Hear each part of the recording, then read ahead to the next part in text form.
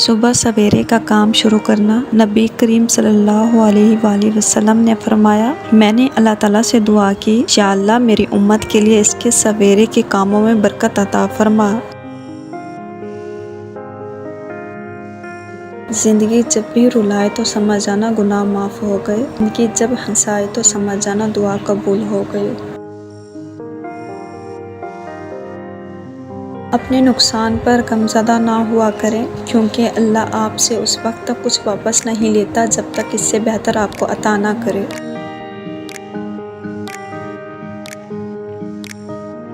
मर्द अपनी जवानी के अमाल से अपनी बेटी का नसीब लिख रहा होता है।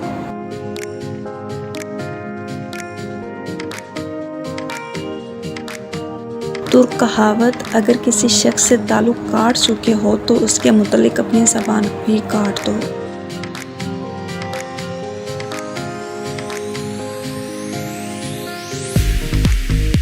ऐ अल्लाह, जो मेरे मुक़द्दर में नहीं लिखा इसकी कोशिश और तमन्ना में मुझे मुब्तला ना करना, और जो मेरी तकदीर में लिख दिया है इसे मेरे लिए आसान कर देना। कुछ कर्ज ऐसे भी होते हैं जो चाहने के बावजूद भी चुकाए नहीं जा सकते।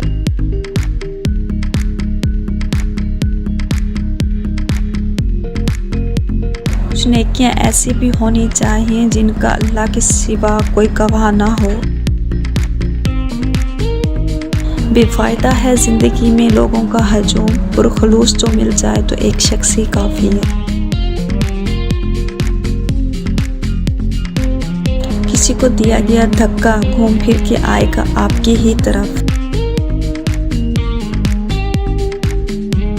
वक्त जब फैसला करता है तो गवाहों की ज़रूरत नहीं पड़ती।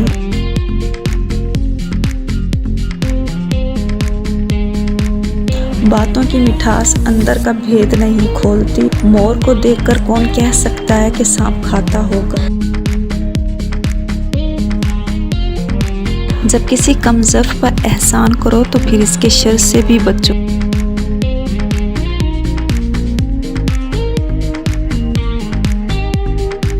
घबराना नहीं, ठोकर भी उन्हीं को लगती है जिनको रब ने थामना होता है।